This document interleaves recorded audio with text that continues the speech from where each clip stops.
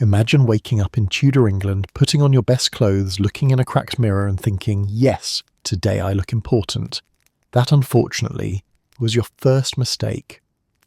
In Tudor society, clothing wasn't just about warmth or style. It was a legally enforced announcement of who you were allowed to be. What you wore told everyone your rank, your income, your obedience, and most importantly, whether you were getting ideas above your station. And the law was watching, closely, judging your sleeves. Hello, travellers. Histories do not always need to be boring. You can rest here and listen to hilarious histories to drift off to sleep. Before we continue, leave a comment to let me know when and where you are listening to this, and hit the subscribe button, but only if you enjoy what I do here. Let's begin.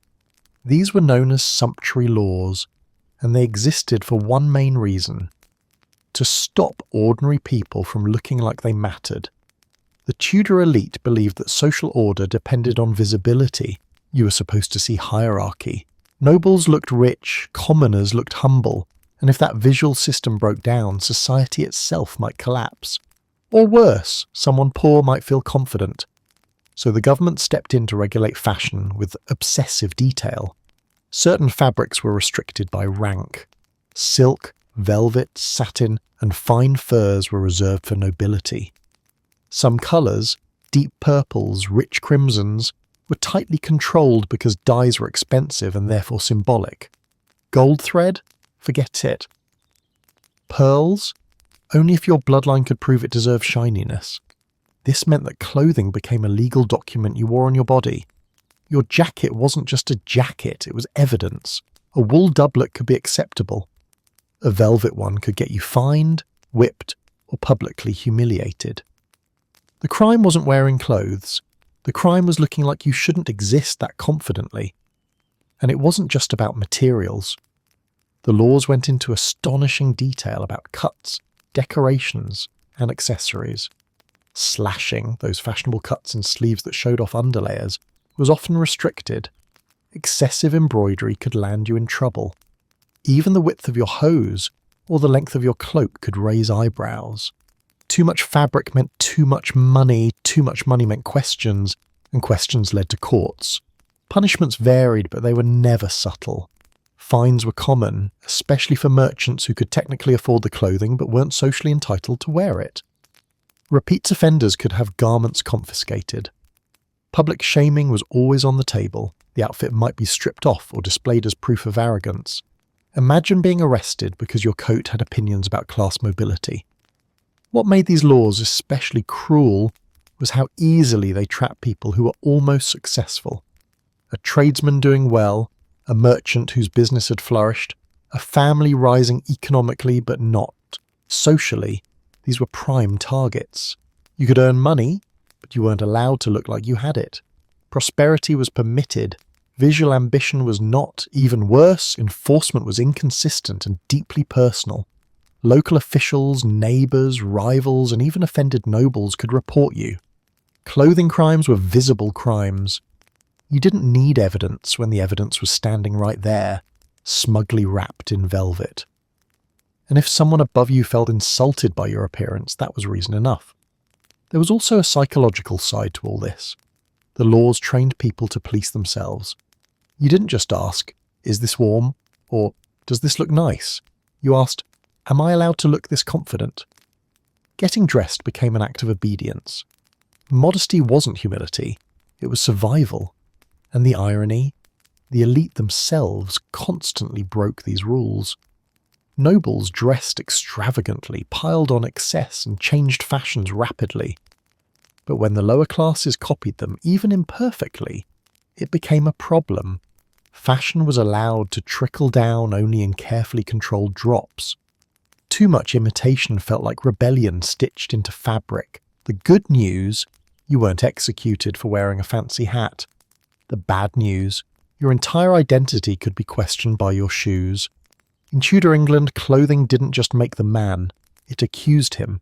And the moment your outfit suggested you knew your worth, the law was ready to remind you exactly where you belonged.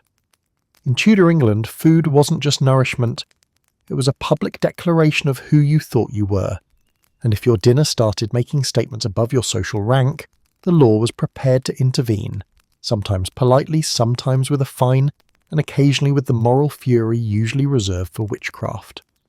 The Tudor world believed deeply that God had organised society into neat layers, and that those layers should be visible not just in clothing, but on the table.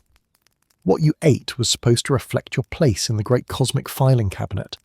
Bread for the poor, meat for the wealthy, exotic spices and rare animals for people who could trace their ancestry back to someone important enough to have offended the French. To enforce this edible hierarchy, authorities relied on a web of class-based food restrictions, customs and expectations that blurred the line between law and social policing. While not every restriction was written as a single sweeping statute, the message was unmistakable. Some foods were simply not meant for you. Luxury meats were the most obvious problem. Venison, swan, heron, and certain game animals were tightly associated with the nobility. These creatures weren't just animals, they were symbols. Eating them implied access to land, power, and hunting rights. If you were caught consuming game without permission, it wasn't seen as hunger, it was seen as theft from the social order. You weren't stealing meat, you were stealing status. Even domesticated meats could become suspicious. Beef and pork were common enough, but quantity and preparation mattered.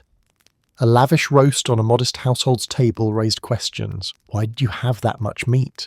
Who were you trying to impress? And more importantly, who had noticed? Spices were another giveaway. Pepper, cinnamon, nutmeg, and cloves were imported, expensive and glamorous. They existed not just to flavour food, but to decorate it. A heavily spiced dish suggested disposable income and global connections. For someone of low rank, that was alarming. Flavour apparently was a privilege. Sugar was even worse. In Tudor England, sugar was still a luxury item, closer to medicine or decoration than everyday food. It appeared in banquets, sculptures, and elaborate desserts designed to show off wealth. If sugar appeared too often in your kitchen, it suggested that you were either very rich or very delusional about your position in life. What made these food laws especially dangerous was their visibility. You could hide money, you could hide ambition, you could not easily hide a feast. Meals were social events. Neighbours saw what you bought. Markets noticed what you requested. Servants talked. Food left traces, smells, and gossip. Enforcement often relied less on officials and more on community surveillance. If you were known to eat above yourself, you might be reported to local authorities or quietly punished through fines and confiscations. In some cases, hosts could be accused of hosting inappropriate feasts, especially if guests of lower status were served foods considered socially improper. And then there was the moral layer. Overeating, indulgence, and luxurious food were often framed as sins, especially for the poor. Hunger was seen as humbling. Rich food was thought to encourage laziness, arrogance, and moral decay. If you were poor and eating well, the assumption wasn't success. It was corruption. The cruel joke was that famine, scarcity, and rising prices were common. People were already struggling. So when someone managed, through luck, trade, or cleverness, to eat better than expected, it didn't inspire admiration. It inspired suspicion. Prosperity in the wrong mouth felt like a threat. And of course, the upper classes routinely ignored these expectations themselves. Noble tables overflowed with meat, sugar, spice, and spectacle. Excess was not just tolerated, it was admired. The problem wasn't luxury. The problem was unauthorized luxury. The good news? You didn't go to prison for enjoying dinner. The bad news? Your meal could testify against you. In Tudor England, food didn't just fill your stomach, it announced your place in society. And if your dinner suggested you were climbing the ladder, even quietly, the law was ready to remind you that ambition, like venison, was not for everyone. In Tudor England, church was not a personal choice, a spiritual preference, or a maybe next Sunday kind of activity. Church was compulsory. It was civic duty dressed up as salvation. And if you didn't show up regularly enough, the law didn't ask why. It asked what you were hiding. Attendance at services of the Church of England was legally required for most of the Tudor period. This wasn't framed as religious oppression, at least not officially. It was presented as unity. One faith, one church, one orderly kingdom. If everyone prayed together, the logic went, everyone stayed loyal together. Absence disrupted that comforting illusion. Skipping church didn't automatically make you a heretic. It made you interesting. And in Tudor England, being interesting was dangerous. Laws required people to attend Sunday services and major religious holidays. Failure to appear could result in fines, escalating penalties, or legal scrutiny. At first, these punishments were often financial, a manageable nuisance meant to encourage compliance. But repeated absence raised eyebrows. Patterns were noticed. Names were remembered. Suddenly you weren't just someone who missed church, you were someone who consistently missed church. And consistency implied intent. Church attendance functioned as a kind of weekly roll call. You showed up, you were seen, and the system relaxed its grip slightly. You didn't show up, and questions followed. Were you ill? Fine. Were you travelling? Possibly. Were you simply absent without excuse? Now we're talking about disobedience. What made this system particularly invasive was its public nature. Services weren't private. They were communal. Everyone knew who was there and who wasn't. Your neighbours noticed. Local officials noticed. Church wardens, lay officers tasked with maintaining order, kept records. Absence wasn't invisible. It was conspicuous. And it wasn't just about belief. Church was where announcements were made, laws were read aloud, and royal authority was reinforced. Missing church meant missing official information. That alone made absence suspicious. Why weren't you listening? Why weren't you participating in the shared rhythm of obedience? Excuses were acceptable, but only briefly. Illness could buy you time, so could grief or hardship. But if absence stretched on, patience wore thin. Authorities began to assume willful defiance, and defiance, even quiet defiance, was treated as a threat to order. Fines for non-attendance could accumulate quickly, turning spiritual non-compliance into economic punishment. For wealthier individuals, this was annoying but manageable. For poorer households, it could be devastating. Missing church didn't just cost you goodwill, it cost you money you didn't have. There was also a moral judgment attached. Absentees were often portrayed as lazy, immoral, or corrupt. Church was framed as the foundation of good behaviour. If you avoided it, people assumed your character was already slipping. The logic was circular. Bad people skipped church, and skipping church made you bad. Ironically, this meant church attendance became less about faith and more about visibility. You didn't attend to be saved. You attended to be safe. Sitting quietly in a pew was a small price to pay for staying off official radars. Some people learned to attend just often enough to avoid trouble. Others showed up physically, but disengaged mentally. Present in body, absent in spirit. The law didn't care. Attendance was the metric, belief was secondary, and the system also encouraged mutual surveillance. If everyone knew attendance was mandatory, everyone noticed absence. Neighbours whispered. Rivalry sharpened. Reporting someone for skipping church could be an act of loyalty or a convenient way to settle grudges. The law didn't need to watch everyone. Society did it for them. The good news? You didn't have to sing loudly. The bad news? You had to be there. In Tudor England, missing church wasn't a sign of independence or fatigue. It was a red flag, a quiet question mark hovering over your name. And in a world obsessed with the order, faith wasn't just about God. It was about proving once a week that you still belonged. In Tudor England, attending church was mandatory, but attending the wrong church was much worse. That wasn't absence. That was defiance with choreography. Religion during the Tudor period was not a stable thing. It shifted with the monarch, lurched with politics, and rewrote itself at a speed that ordinary people were expected to keep up with immediately.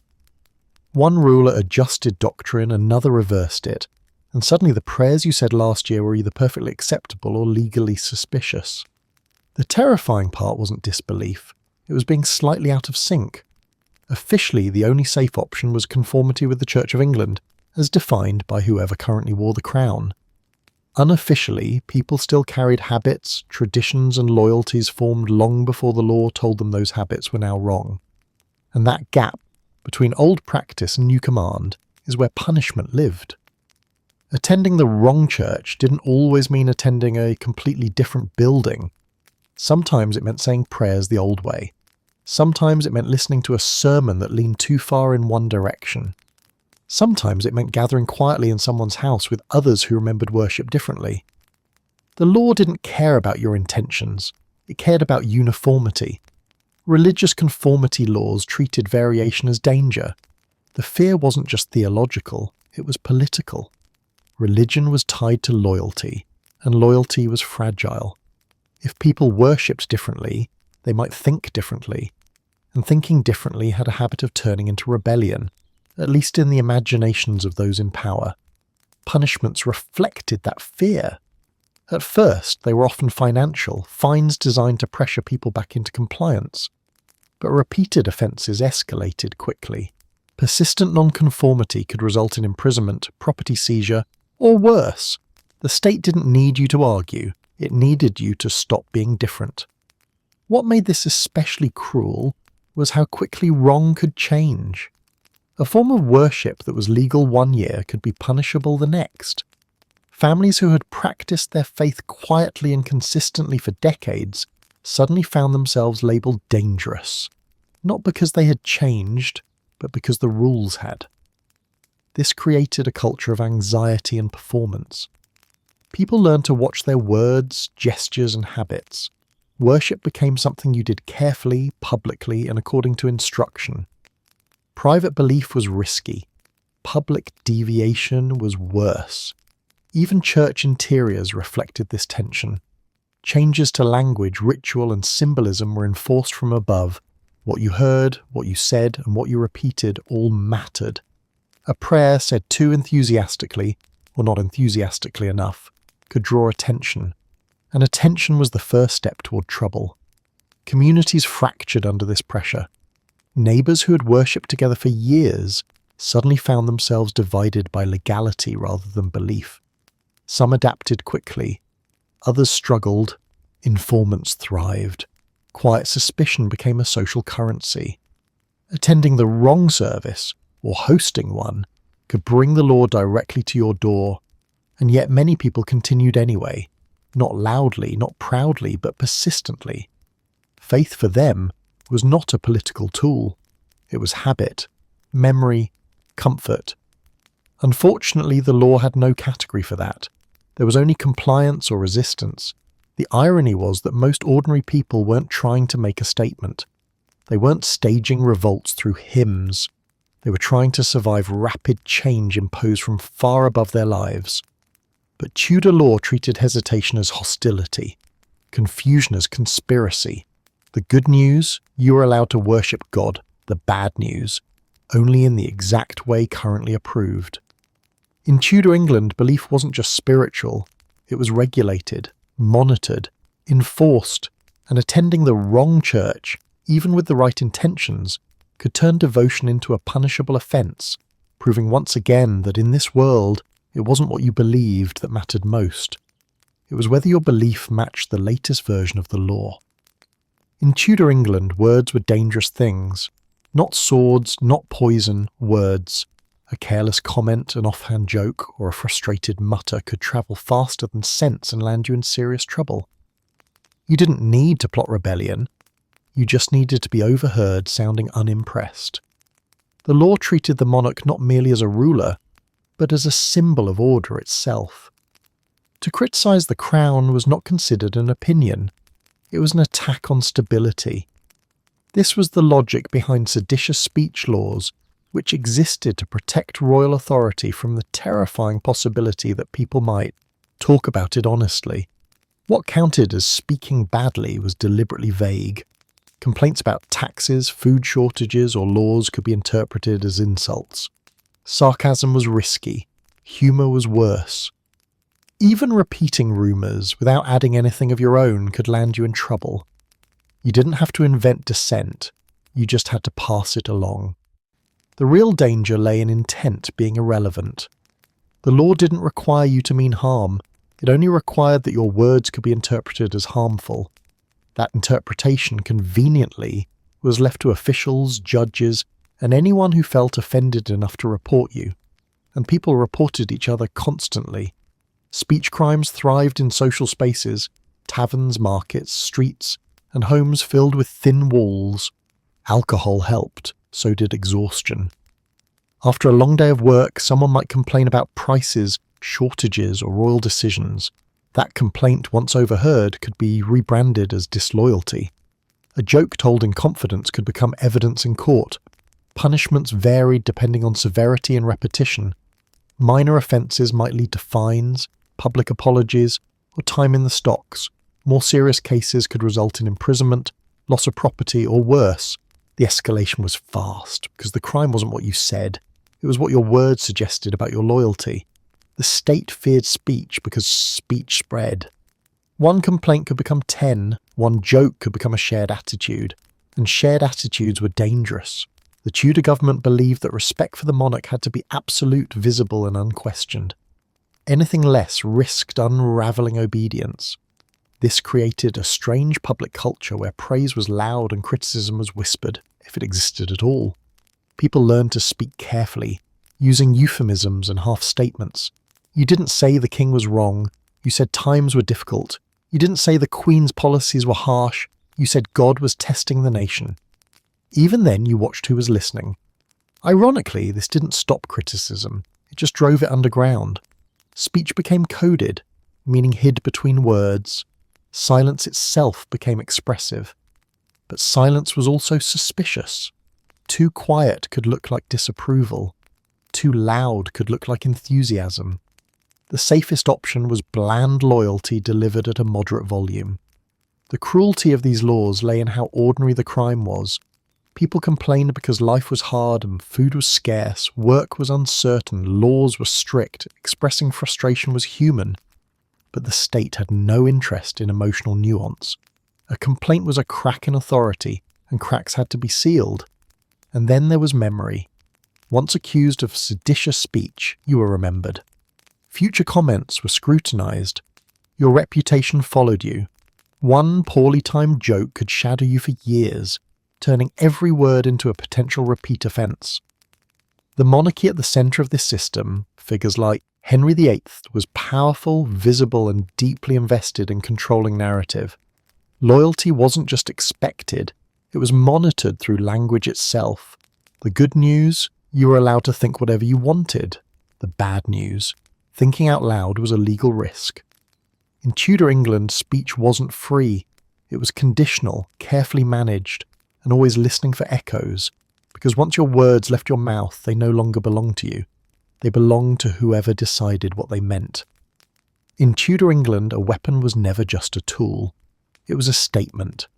And if the statement suggested you had ideas above your station, or worse, the ability to act on them, the law paid attention immediately. The Tudor state was deeply uncomfortable with the idea of ordinary people being armed, not because weapons were new or rare, but because they were powerful symbols. A sword didn't just cut, it implied authority. A bow didn't just hunt, it suggested readiness. And readiness in the wrong hands looked uncomfortably like independence. So weapon ownership became another carefully managed part of social hierarchy. Who could own what depended less on practicality and more on status? Nobles and gentlemen were expected to be armed. Their violence was considered structured, honourable, and useful. Everyone else, their violence was unpredictable. That made it illegal. Laws restricted ownership of swords, daggers, bows, and later firearms based on class, wealth, and perceived loyalty. A peasant carrying a blade wasn't seen as defending himself. He was seen as preparing for trouble. The same object that looked respectable on a gentleman looked threatening on a labourer. The bow was a particularly sensitive issue. Longbows had once been encouraged for military readiness, but as the Tudor period progressed, that encouragement narrowed. Training was still valued, but only under controlled conditions. Owning and practicing with weapons outside approved contexts raised suspicion. Were you training for defense or rehearsing disobedience? Daggers and short blades were common tools, but even they could become problematic depending on size, decoration, and intent. A simple knife was acceptable. A finely made dagger suggested aspiration. Aspiration made officials nervous. Firearms made everything worse. Early guns were loud, slow, and unreliable, but they changed the balance of power. The state wanted tight control over who had access to them. If you weren't wealthy, connected, or officially sanctioned, possessing a firearm suggested you were either reckless or dangerous. Possibly both. Punishments for illegal weapon ownership varied. Confiscation was common. Fines followed. Repeat offences could escalate to imprisonment or harsher penalties, especially if the weapon was discovered during an unrelated investigation. A blade found during a search didn't just add a charge, it reframed your entire character. You weren't unlucky, you were suspicious. Intent didn't matter much. You might claim the weapon was for protection, work, or travel. The law didn't care. The assumption was simple. If you needed a weapon, you probably couldn't be trusted with one. This created a strange imbalance. The people most vulnerable to crime, travellers, labourers, the poor, were often the least allowed to defend themselves. Meanwhile, the elite, who were safer by default, were armed and celebrated for it. Violence was not the issue. Unauthorised violence was. Weapons were also tied to visual identity. Decorative hilts, engraved blades, and stylish carrying methods all signalled class.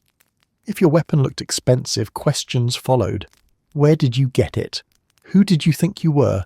Why did you feel entitled to look capable? And once again, enforcement relied heavily on visibility and reporting. A weapon carried openly drew attention. A neighbour noticing you practice with a bow could mention it. A rival could accuse you of carrying arms unlawfully. The law didn't need proof of intent. The presence of the object was enough. The deeper fear wasn't crime, it was challenge. Weapons represented the possibility that authority might be resisted physically, not just verbally. And the Tudor state was obsessed with preventing that possibility before it formed. So the law didn't say you may not harm, it said you may not be prepared. The good news, you could live unarmed and unthreatening. The bad news, being capable was treated as a problem. In Tudor England, a weapon in the wrong hands wasn't a tool, it was a question. And the moment you held something that made you look powerful, the law was ready to remind you that power, like everything else, was strictly reserved for those deemed important enough to have it. In Tudor England, leisure was tolerated only under very specific circumstances, preferably rare ones, quietly enjoyed, and never interfering with something more important, like labour, obedience, or military preparedness. Recreation wasn't viewed as relaxation. It was viewed as a potential problem waiting for an excuse.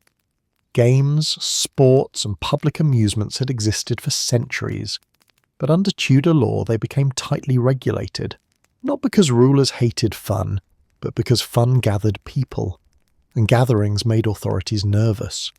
A crowd playing together today might be a crowd complaining tomorrow, or worse, thinking.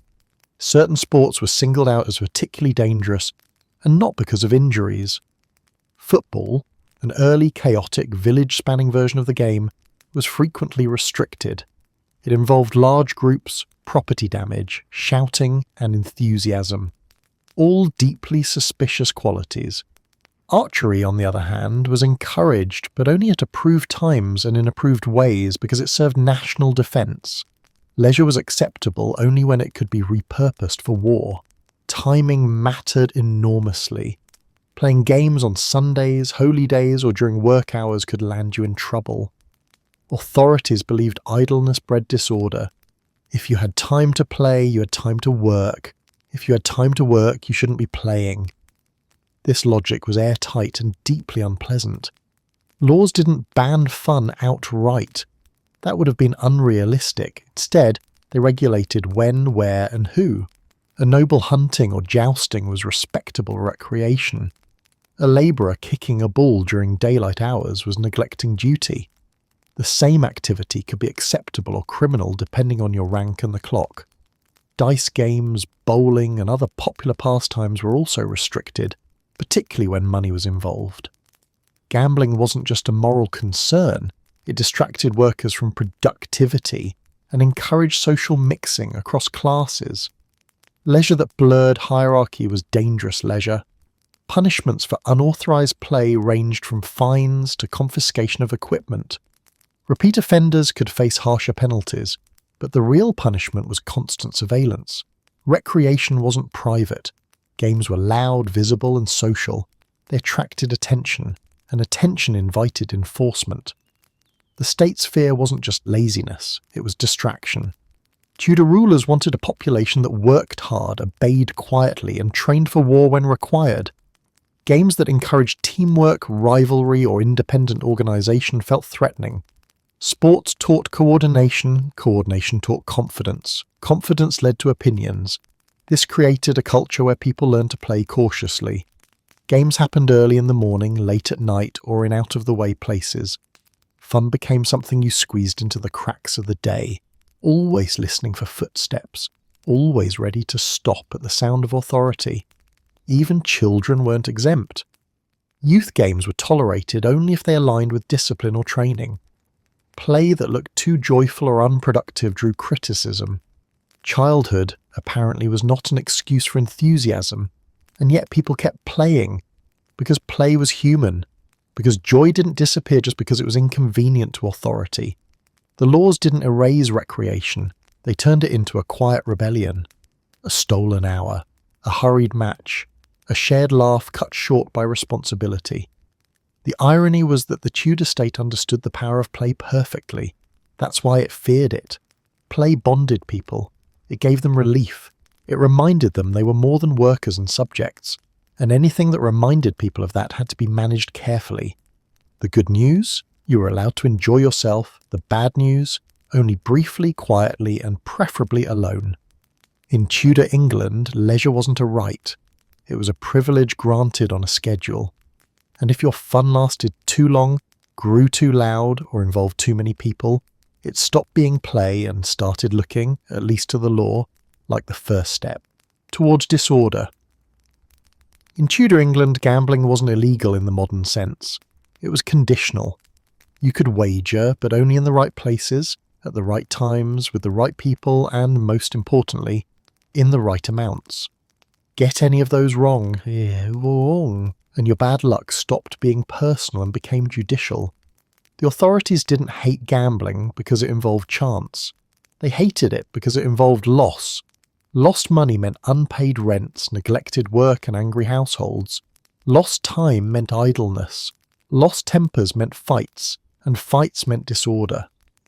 Gambling wasn't a vice so much as a chain reaction the law felt obligated to interrupt. Regulation focused first on who was gambling. The upper classes were allowed a generous margin for risk. Gentlemen wagering at cards or dice in private rooms were seen as indulging. Labourers doing the same were seen as neglecting duty.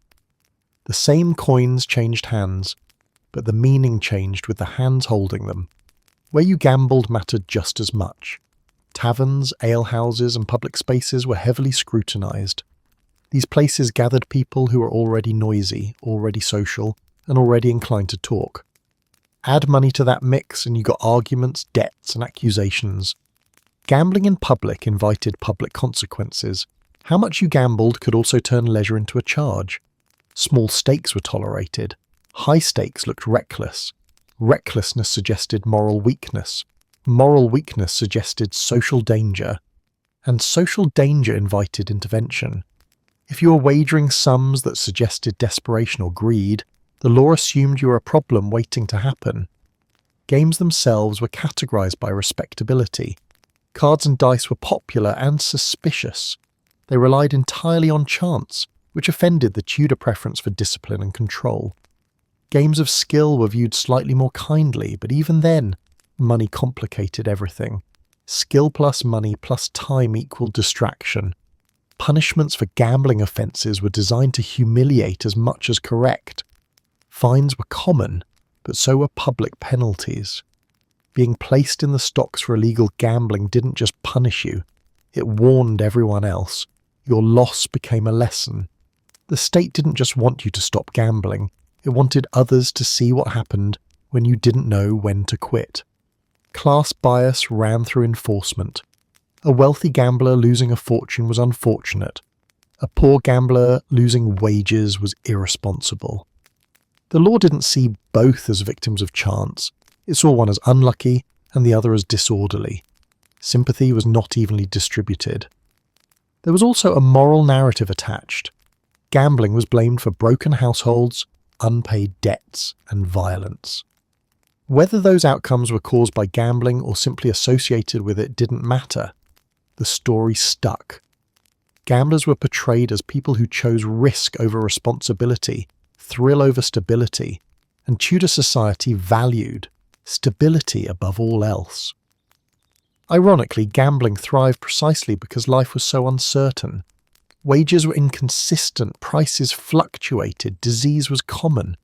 Gambling offered the illusion of control, the idea that luck might smile, if only briefly. That illusion was dangerous. It encouraged hope without permission.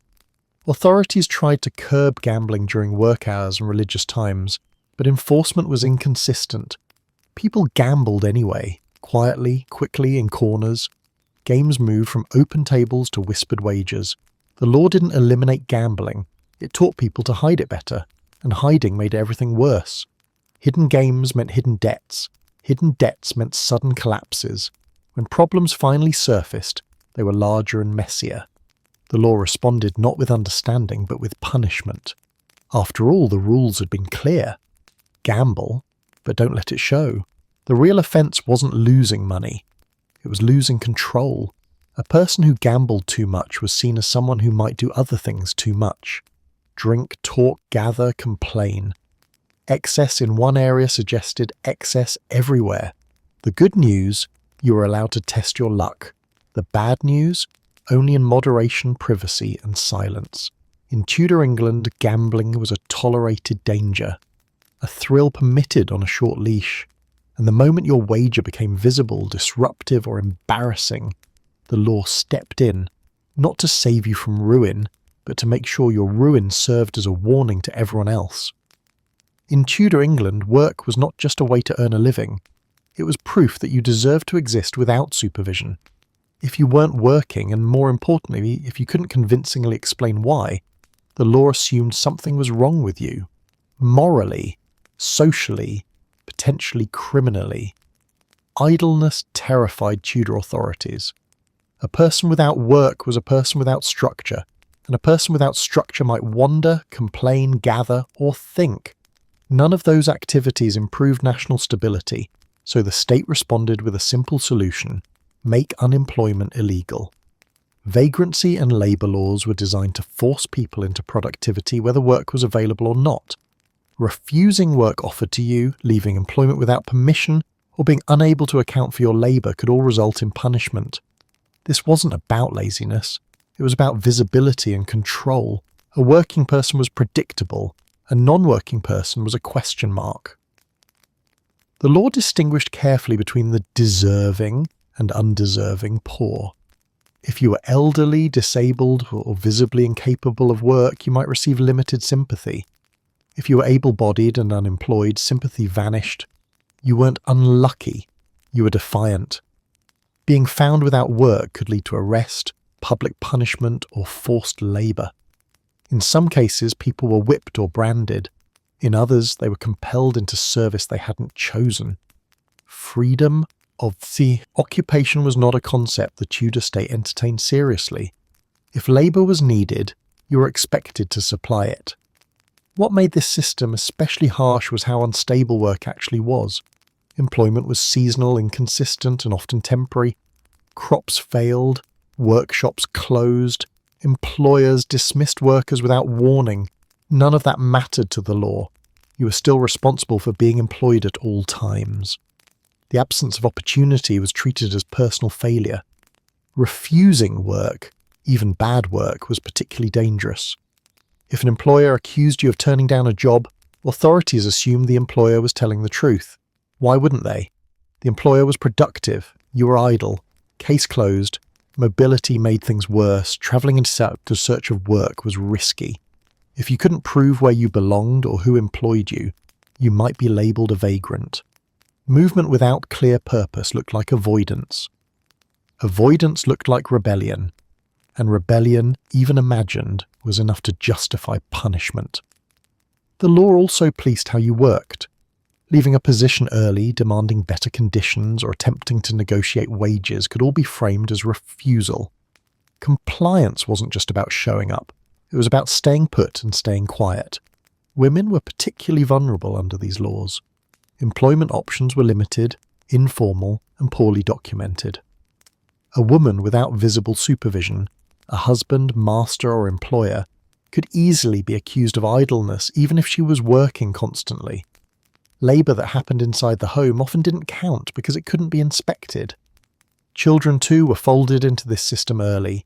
Youth were expected to be placed into service or training. A young person without an arrangement wasn't just unoccupied, they were a future problem. Better to discipline early than deal with disorder later.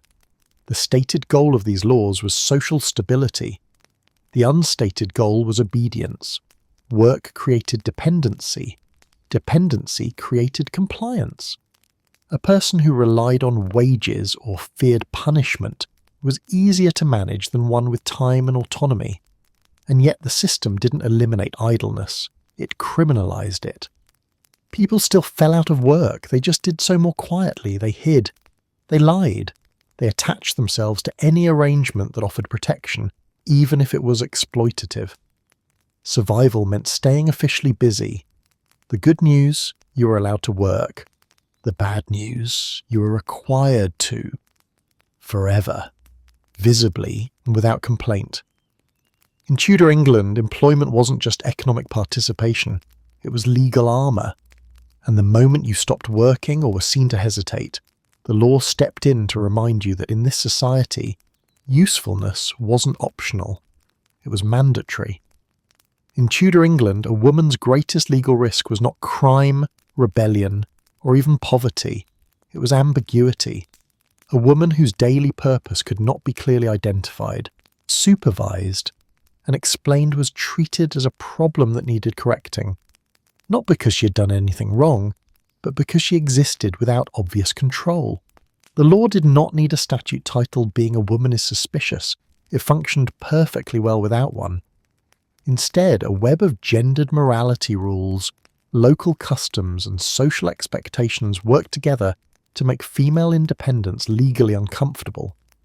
If a woman could not be neatly placed under a father, husband, master, or household, she was considered unstable, and instability to Tudor authorities was always one step away from disorder. Idle did not mean inactive. Women worked constantly. They cooked, cleaned, carried water, spun thread, tended animals, brewed, nursed, and managed households. But much of this labour was invisible to the law because it happened privately. What the law cared about was not effort, it was supervision. Work counted only if someone authoritative could vouch for it. A woman seen too often in public without a clear purpose drew attention. Why was she out? Who sent her? Where was she going? These were not polite questions. They were legal ones. Wandering without explanation could be interpreted as moral failure. Independence was reframed as aimlessness, and aimlessness as danger. Single women were especially vulnerable. Without a husband to account for them, their reputations carried enormous weight. A woman known to be respectable might be left alone.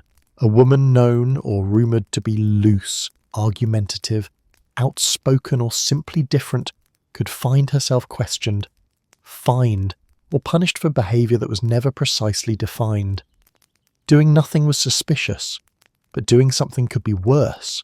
Women who tried to earn money independently, manage small children, or assert authority over their own lives often found themselves accused of stepping outside their proper role.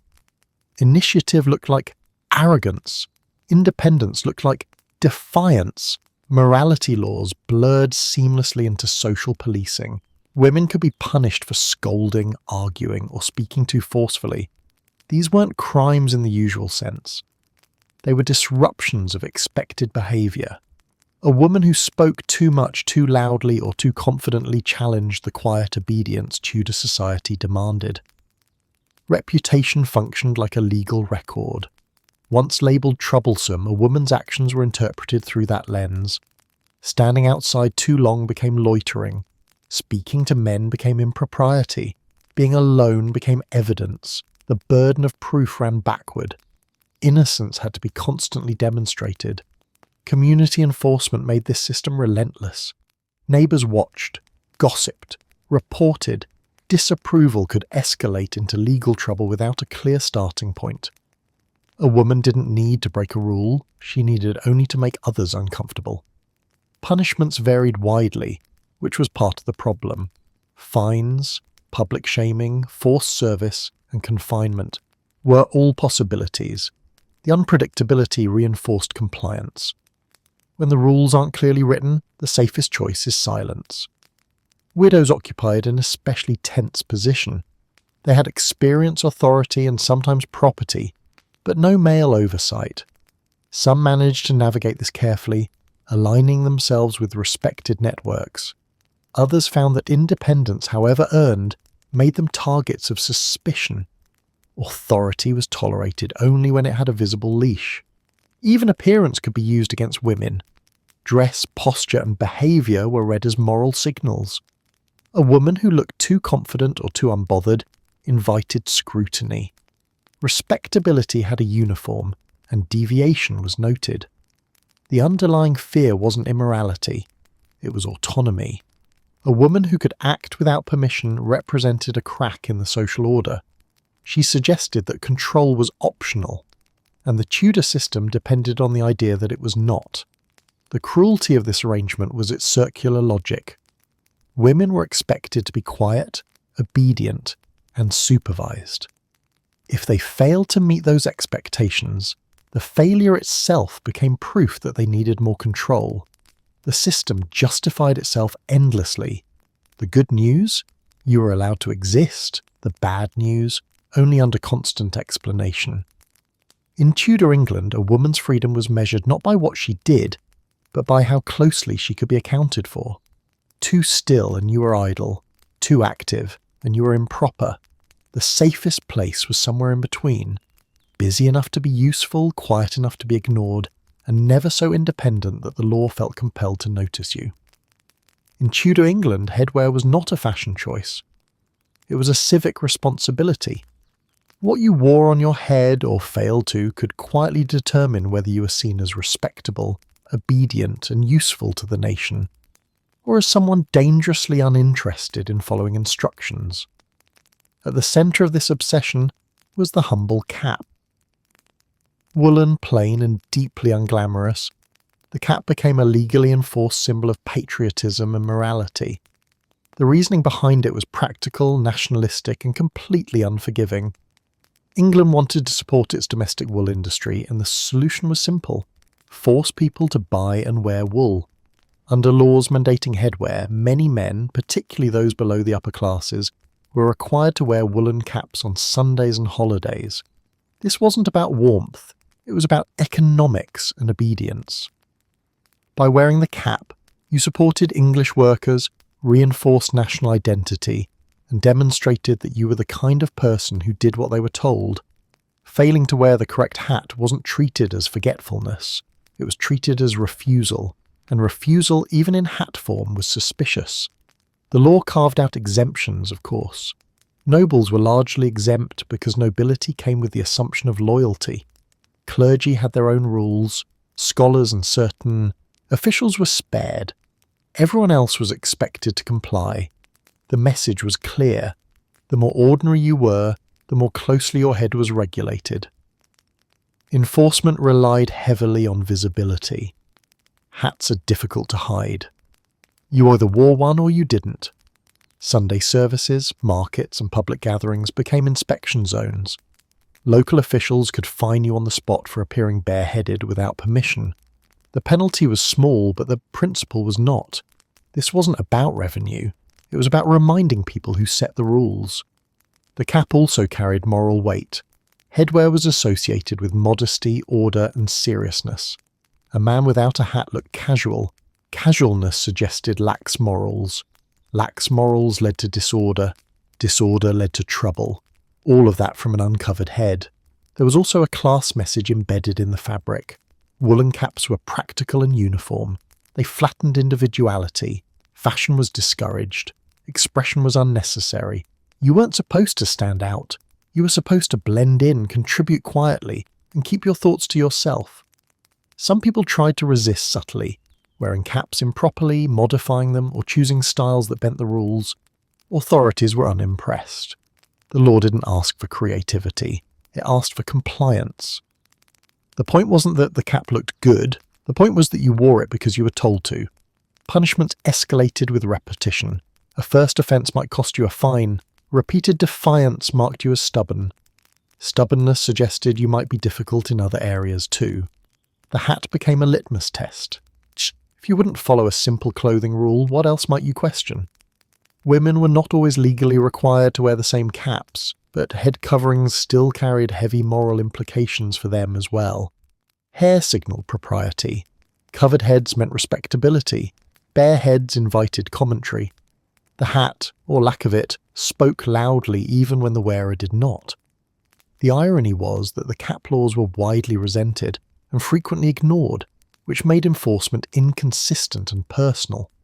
Some officials were strict, others looked the other way. This unpredictability reinforced obedience more effectively than uniform punishment ever could. You never knew when someone would care. The hat became a daily reminder that the state was present in even the smallest details of life. It didn't just tell you how to pray, work, or speak. It told you how to dress your head. Compliance was expected to be automatic, habitual, and unquestioned. The good news, the hat was cheap. The bad news, forgetting it made you memorable. In Tudor England, the wrong hat or no hat at all wasn't a minor mistake. It was a visible refusal to participate in a carefully managed idea of order.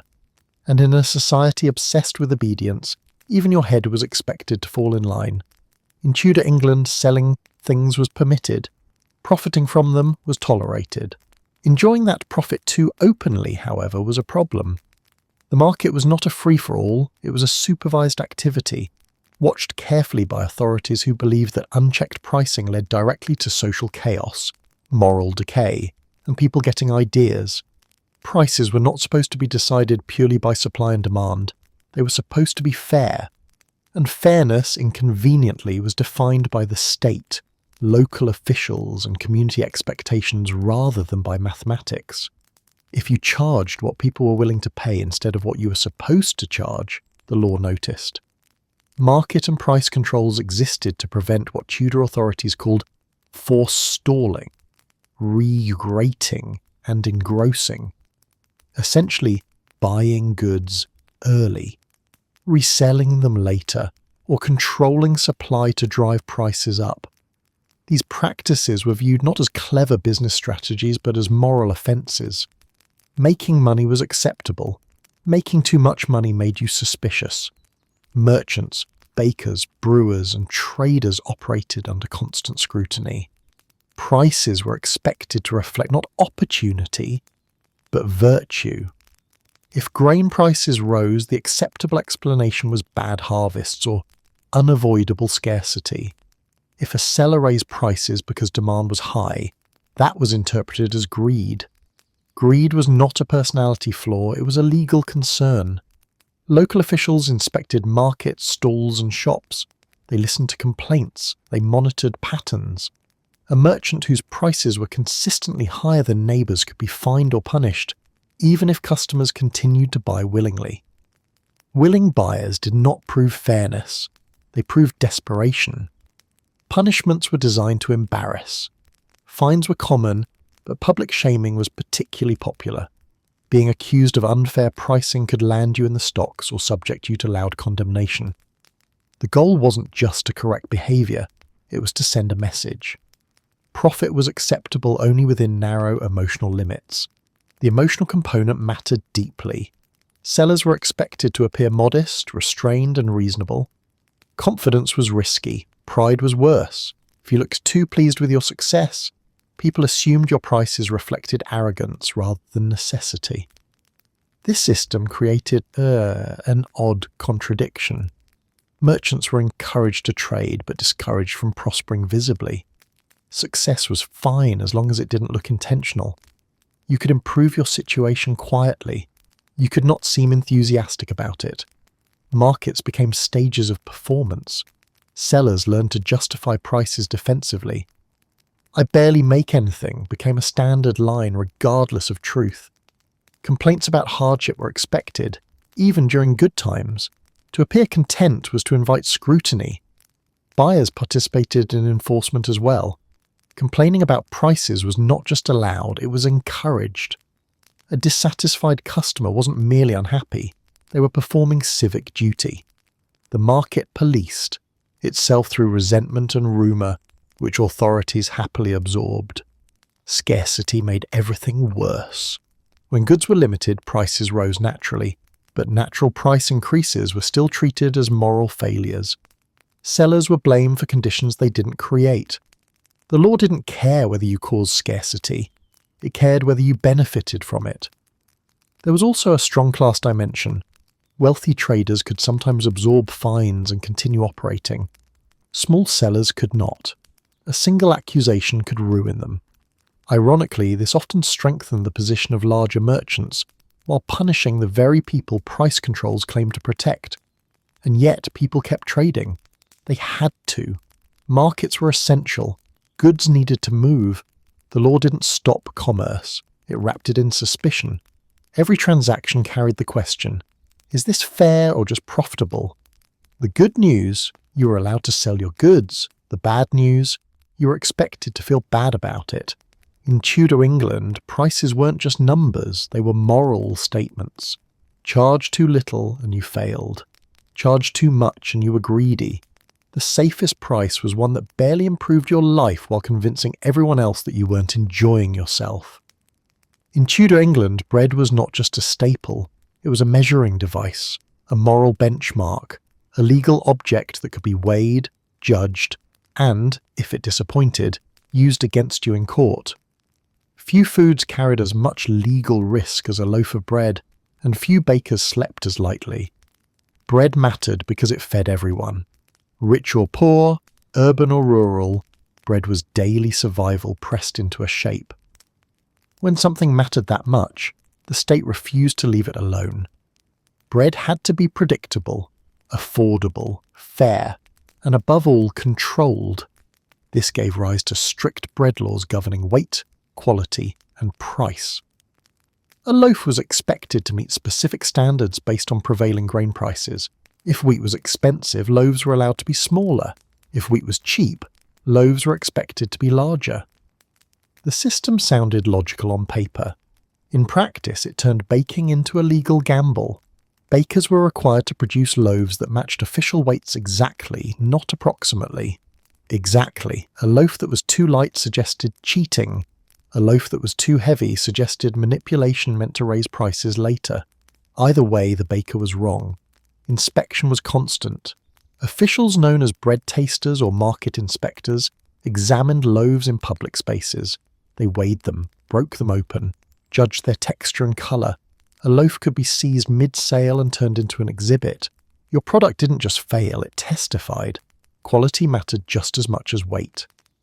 Bread made with poor flour, excessive filler, or improper techniques could be declared illegal. Additives that stretched flour too far were particularly frowned upon, not because people were concerned about nutrition, but because adulteration implied dishonesty. And dishonesty, when applied to bread, was unforgivable.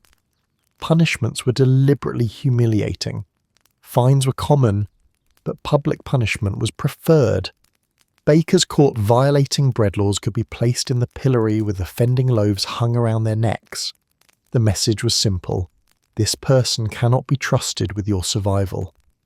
What made this system especially brutal was how little control bakers actually had.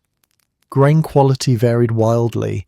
Weather ruined harvests, storage conditions fluctuated, ovens were temperamental. None of that excused failure. The law didn't care how difficult consistency was. It demanded it anyway. Small bakers were hit hardest. Large operations could absorb losses or adjust production. A neighbourhood baker living day to day had no margin for error. One bad batch, one loaf that didn't meet expectation, could ruin a reputation permanently. Customers participated eagerly in enforcement. Bread was cheap enough to be inspected by anyone, and important enough to be criticised by everyone. A customer dissatisfied with a loaf wasn't just unhappy, they were justified. Complaints carried weight, literally and legally. The irony was that bread laws existed to protect the poor, but they often made bread harder to produce and more stressful to sell. Bakers, fearing punishment, became cautious. Caution led to shortages. Shortages led to suspicion. Suspicion led to more inspections. The system fed on itself. Bread laws also reinforced trust in authority. If bread was regulated, people believed the state was watching over their most basic needs.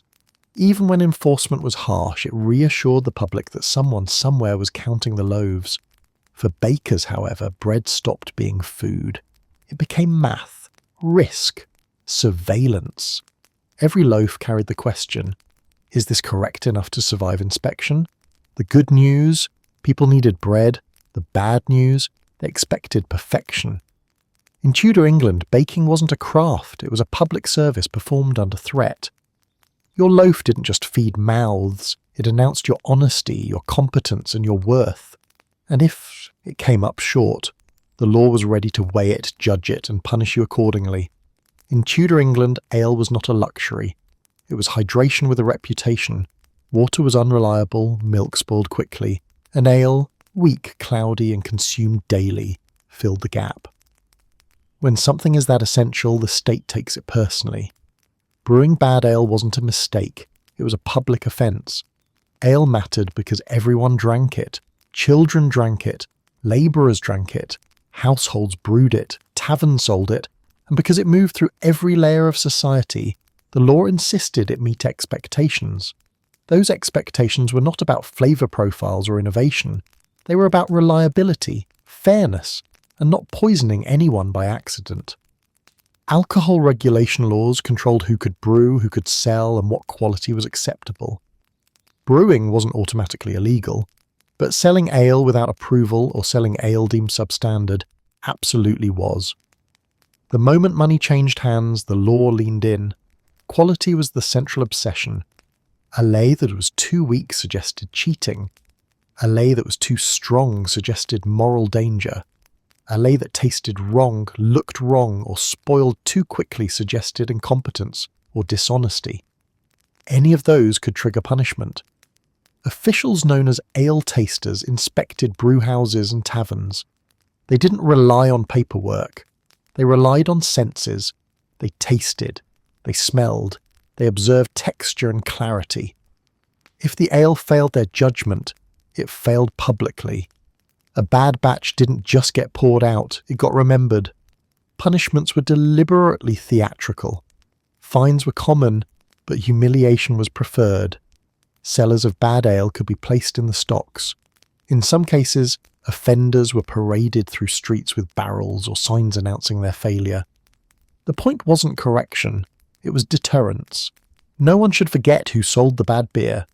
Women were heavily involved in brewing, especially at the household level, which made enforcement uneven and often biased. A woman selling ale successfully drew attention quickly. Success, inspection. Inspection invited judgment. Brewing that crossed from domestic necessity into visible profit could suddenly become suspicious.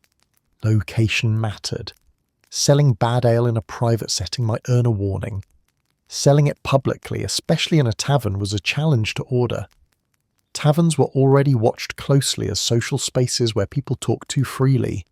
Add poor ale to that mix and authorities saw not just discomfort, but disorder brewing alongside the beer. Pricing also intersected with quality. Ale that was too expensive raised suspicion. Ale that was too cheap raised different suspicion. The acceptable range was narrow and constantly shifting. Brewers had to guess correctly or face consequences. Guessing wrong wasn't unlucky. It was punishable. The system punished inconsistency most harshly. A brewer whose ale varied from batch to batch appeared unreliable. Reliability was essential. People depended on ale not just for pleasure, but for daily consumption. A bad batch could affect health, productivity, and mood. In a society obsessed with control, unpredictable ale felt like a risk no one needed. And yet brewing was inherently unpredictable. Ingredients varied, fermentation changed with weather, storage conditions fluctuated. None of that softened enforcement. The law did not accept nature as an excuse. It expected human control over a very human process. Customers played their part enthusiastically. Complaints were common and encouraged.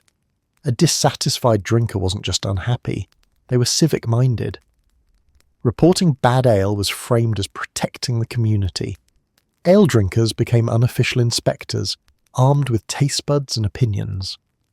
The irony was that ale laws existed to protect people, but they also made brewing dangerous. Fear of punishment discouraged experimentation and innovation. Better to produce something bland and safe than risk attention. Mediocrity was survivable. Failure was not. The good news? You were allowed to brew and sell ale. The bad news? Everyone was allowed to judge it. In Tudor England, beer was serious business. A bad pint wasn't just disappointing, it was evidence.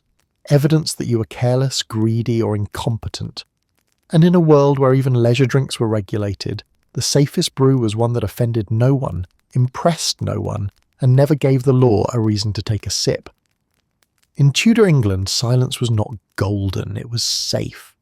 Noise, on the other hand, was unpredictable. It spread. It gathered people. It created momentum. And momentum, to a government obsessed with the order, looked alarmingly like the beginning of a problem. Public order laws weren't written to ban happiness outright. That would have been impractical. Instead, they targeted the side effects of happiness. Laughter that lingered, shouting that echoed, music that invited others to stop and listen. Sound was the issue. Sound meant visibility. Visibility meant scrutiny. The law treated noise as a social signal. Quiet people were assumed to be working, praying, or minding their place. Loud people were assumed to be idle, excited, or worse, coordinated. A laughing group could be dismissed as harmless fun, but only briefly. If the laughter continued, it stopped being joy and started being disruption. What counted as too loud was never clearly defined, which was the point. Singing in the street, joking outside a tavern, celebrating a wedding with enthusiasm, mourning with volume. Any of these could be acceptable in one context and punishable in another. The rule wasn't about decibels, it was about discomfort. If someone in authority felt disturbed, the noise had crossed the line. Nighttime was especially sensitive. Darkness amplified fear, and fear amplified enforcement. Loud voices after sunset suggested mischief, plotting, or simply people being awake when they shouldn't be. Curfews existed in practice even when they weren't formally announced. The expectation was simple. Evenings were for quiet compliance. Public laughter made authorities nervous because it was contagious. One person laughing invited another. A small group formed.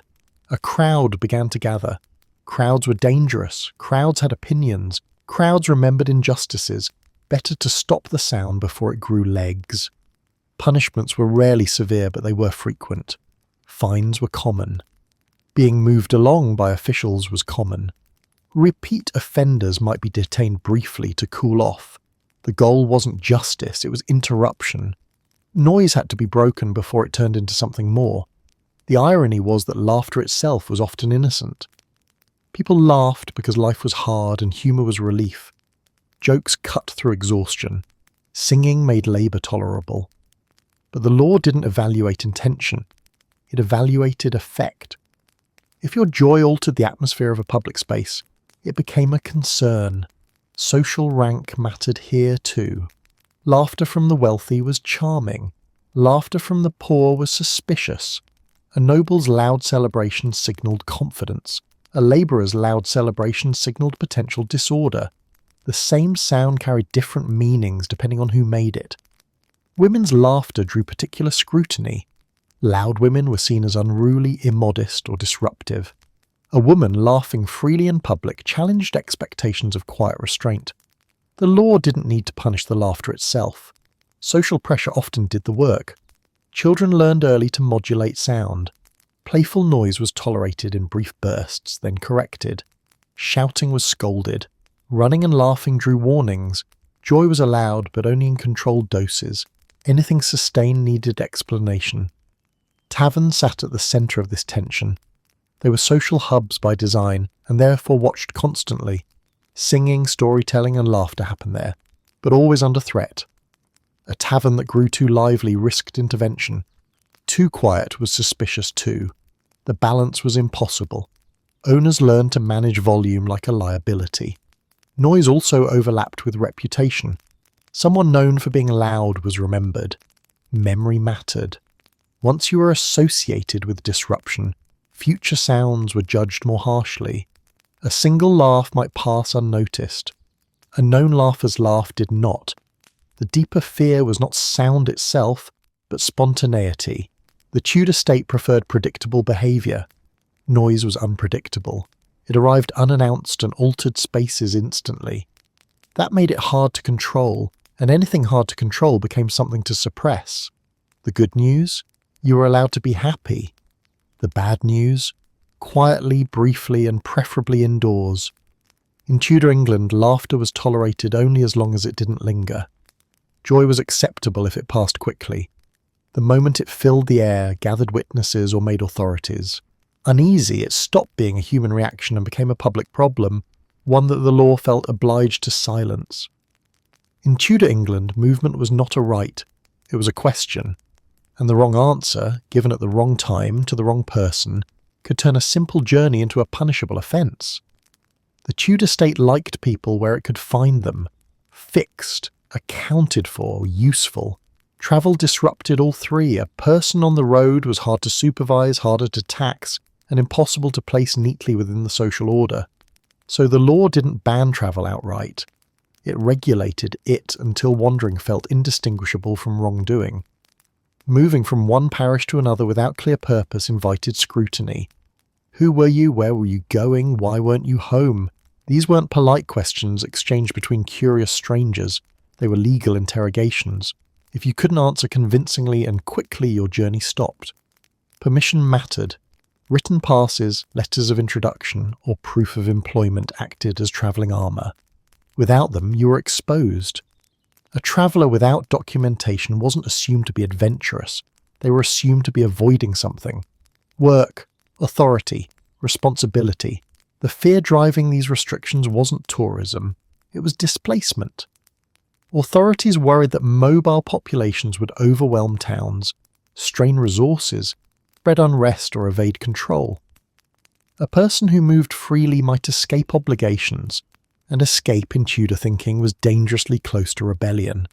Labour tied people to place. If you left without approval, it suggested you were rejecting work, or worse, seeking better conditions. The law did not appreciate negotiation conducted with feet. Leaving a parish could be interpreted as refusal even if work had dried up. Opportunity elsewhere didn't matter. Obligation where you stood did. Travelling for legitimate reasons was allowed, but legitimacy had to be proven. Messengers, merchants, and officials carried recognisable authority. Everyone else had to explain themselves repeatedly. Each explanation was a test. Confidence helped. Hesitation hurt. Roads became inspection points. Inns and villages acted as informal checkpoints. Locals noticed strangers. Strangers drew questions. A person passing through without clear business could be detained simply for being unfamiliar. Curiosity and law enforcement blended seamlessly. Punishments for unauthorised travel ranged from fines and forced return to imprisonment or compelled labour. The severity depended less on distance travelled and more on attitude. Cooperation might earn mercy. Defensiveness suggested guilt. Silence suggested concealment. None of these worked in your favour. The system punished mobility most harshly among the poor. Wealthier travellers could afford documents, servants, and explanations. The poor travelled lightly, carried little proof, and were therefore more suspicious by default. Poverty itself became. circumstantial evidence. Women faced additional scrutiny. Travelling alone raised immediate questions about morality and supervision. A woman without a visible escort or destination was seen not as independent, but as vulnerable or troublesome. Protection and suspicion arrived together. Even short trips could be risky. Leaving your parish for a market, fair, or family matter required justification if questioned. The law didn't measure distance, it measured deviation. Any movement outside routine needed explanation. Ironically, the Tudor economy depended on movement. Goods had to be transported, information had to travel, people needed to relocate when work shifted.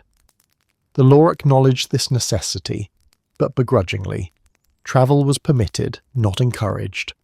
It was tolerated under watch. This created a culture of caution.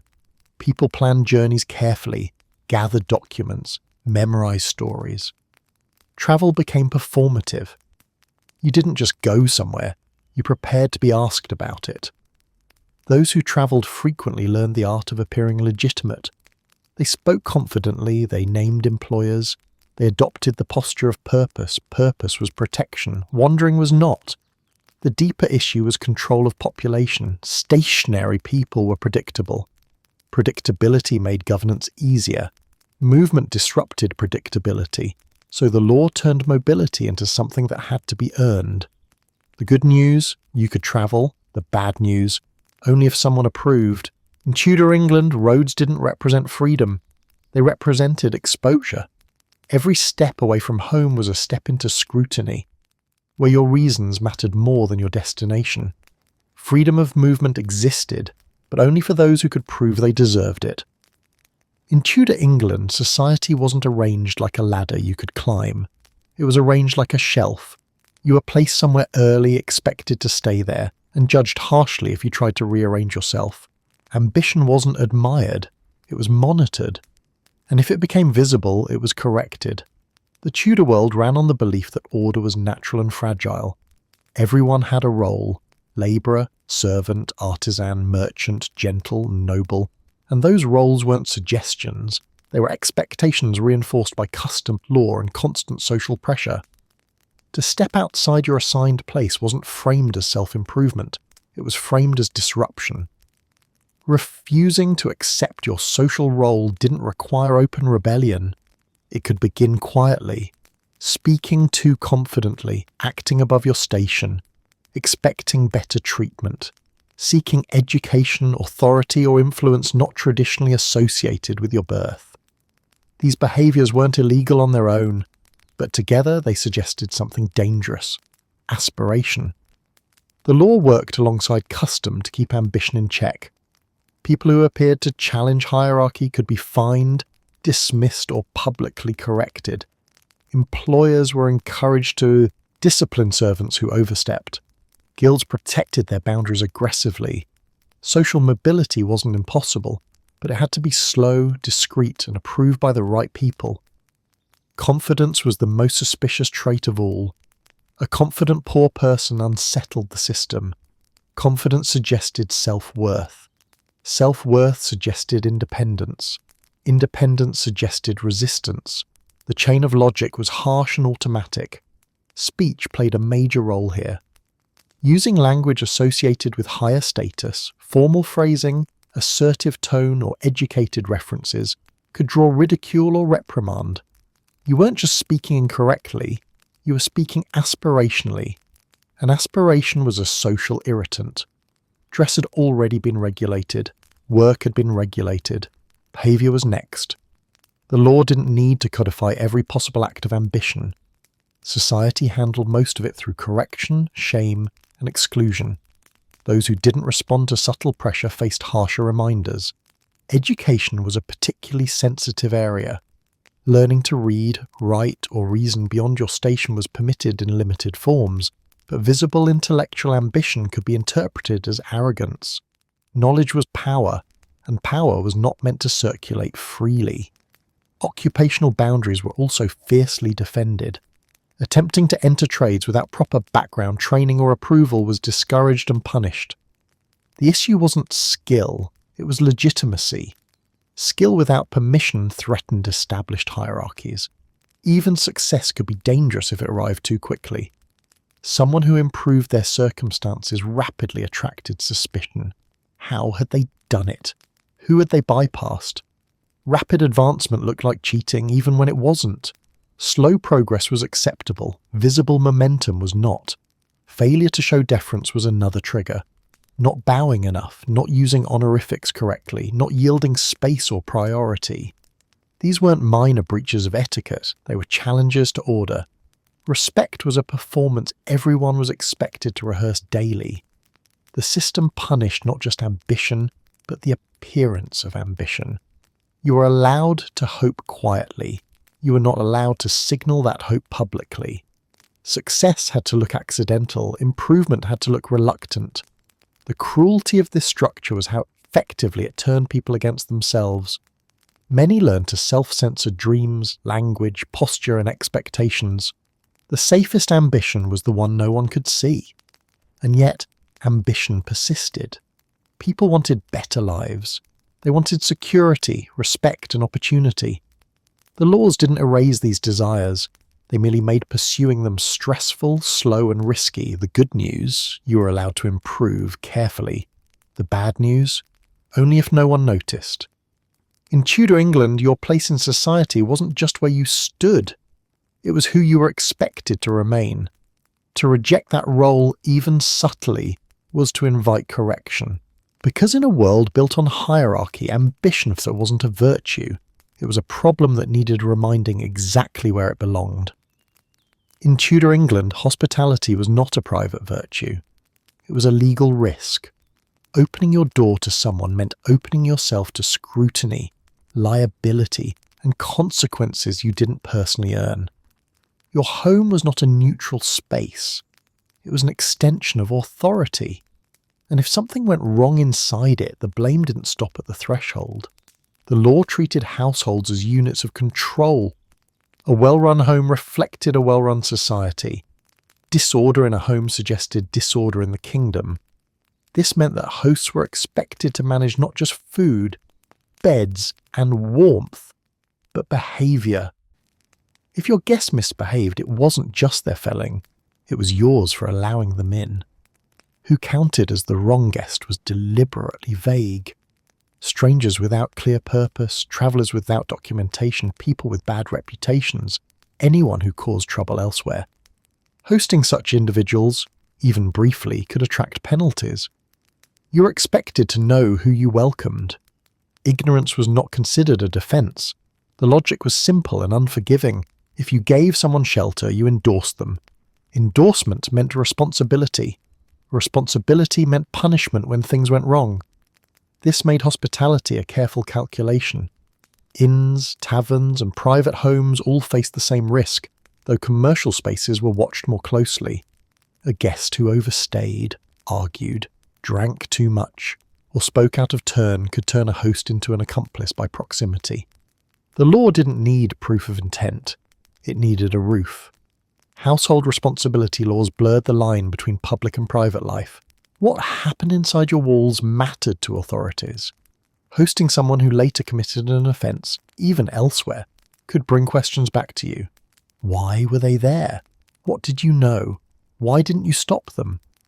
Punishments range from fines to public reprimand. Repeat issues marked a household as suspect. A home associated with trouble attracted more attention, more inspections, and less patience.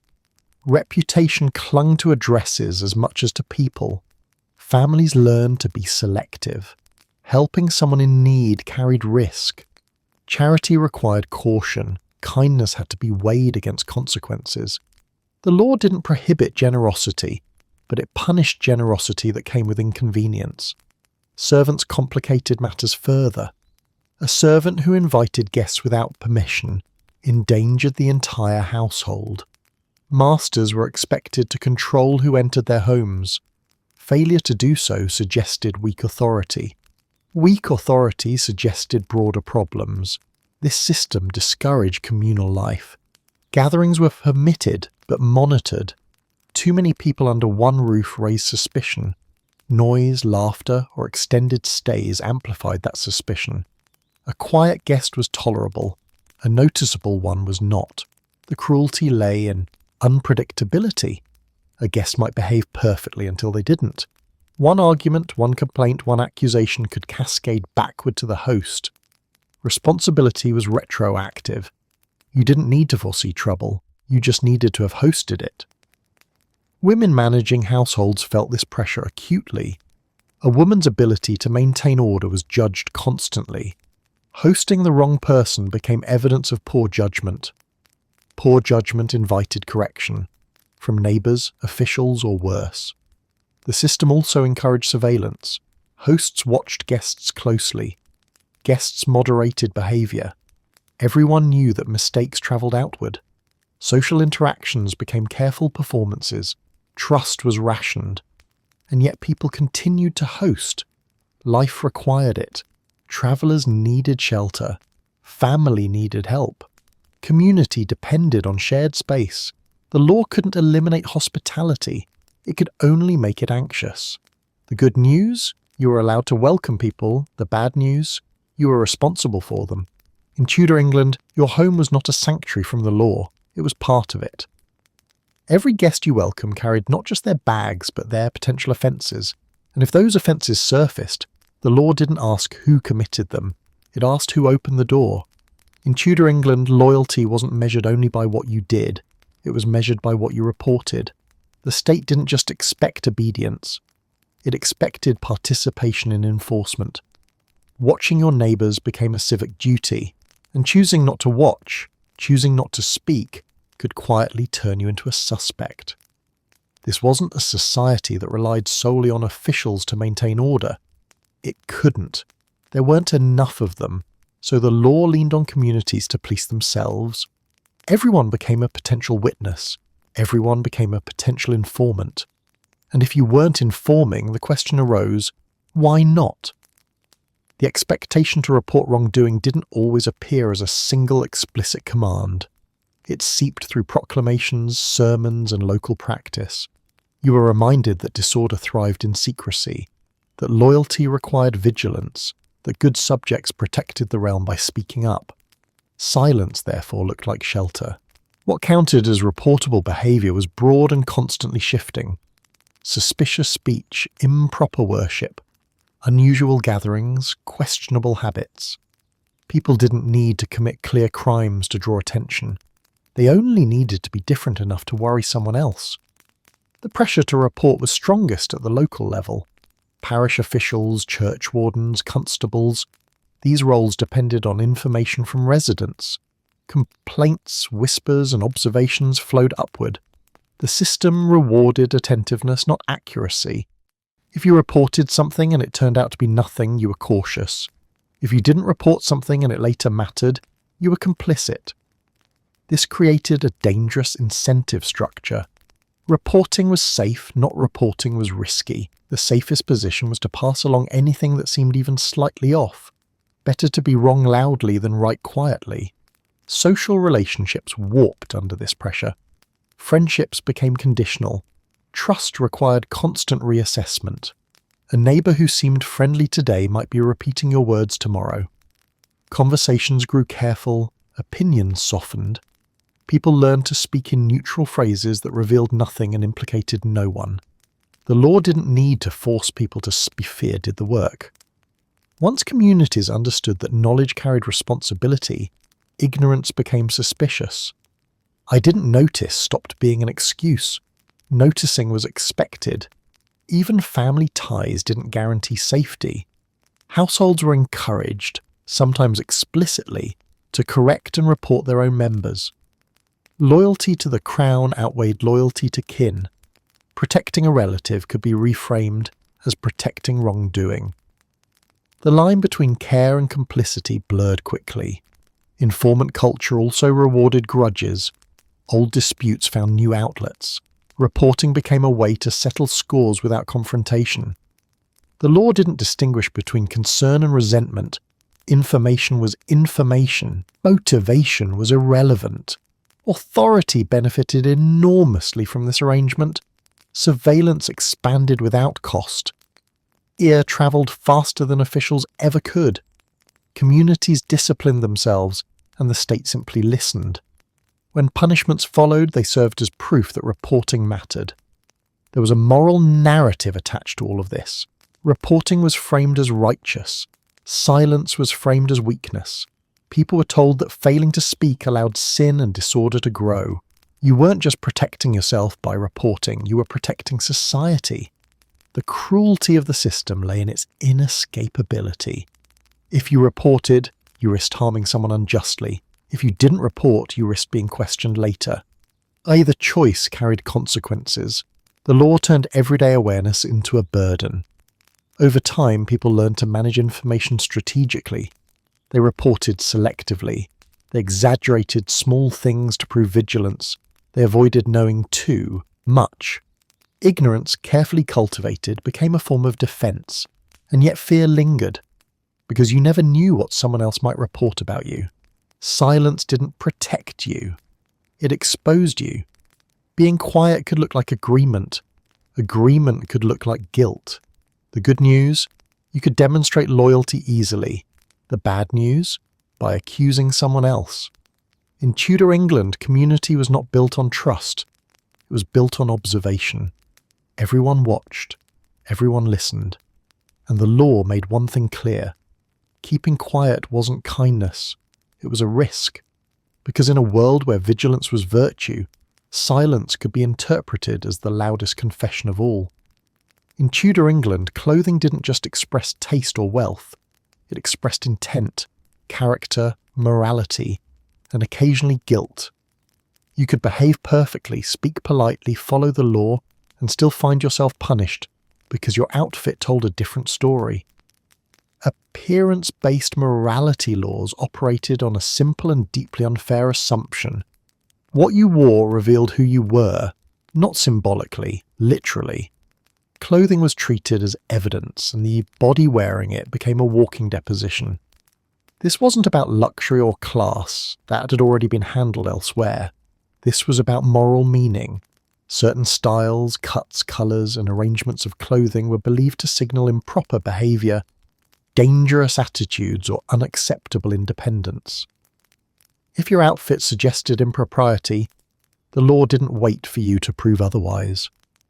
Tight clothing raised eyebrows, loose clothing did too. Showing too much skin was a problem, so was dressing in a way that suggested confidence.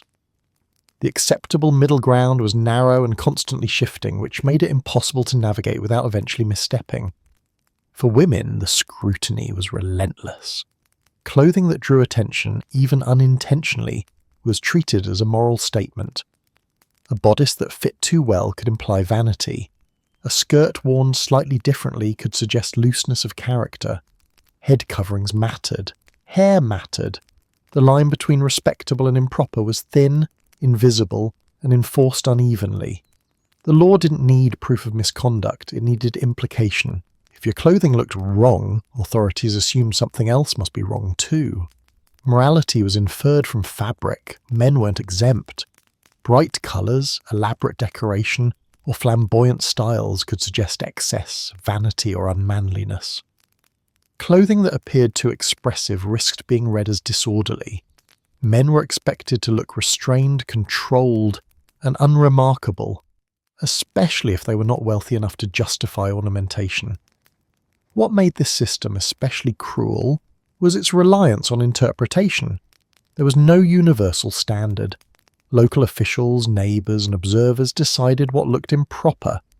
Their judgments were influenced by prejudice, personal dislike, rumour, and mood. Clothing became a convenient excuse to act on existing suspicions.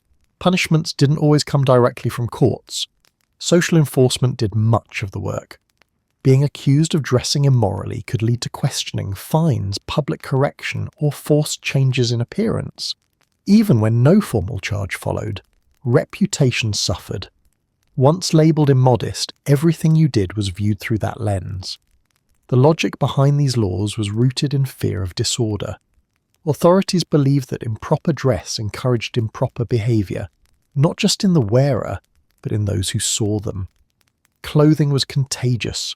One bold outfit might inspire others. That possibility had to be stopped early. This fear turned the body into a site of regulation. You didn't just control your actions, you controlled how your actions might be imagined. Clothing that invited imagination was dangerous. The safest outfit was one that disappeared into the crowd. There was also a strong gendered imbalance in enforcement. Women were expected to manage not only their own morality, but the reactions of others. If your clothing attracted attention, that attention was considered your fault. The response wasn't to discipline observers, it was to discipline you. Men, meanwhile, were judged for failing to look serious enough. Too decorative suggested weakness. Too relaxed suggested laziness. The correct appearance was one of controlled purpose. Clothing that deviated from that ideal became suspect. The tragedy was that fashion changed constantly. What was acceptable one year could be questionable the next. People didn't always know they were violating expectations until they were told, often publicly. Ignorance was not a defense. Visibility was the crime. Over time, people learned to dress defensively. Neutral colors, conservative cuts, familiar styles. Clothing became less about expression and more about risk management. The question wasn't, do I like this? It was, will this get me noticed? And noticing was the danger. Because once your appearance drew attention, everything else followed. Questions, assumptions, judgments. The outfit spoke before you did, and it rarely spoke kindly. The good news, you didn't have to commit a crime to be punished. The bad news, your clothes could do it for you. In Tudor England, morality wasn't proven through behaviour alone. It was projected onto bodies through fabric, shape and style.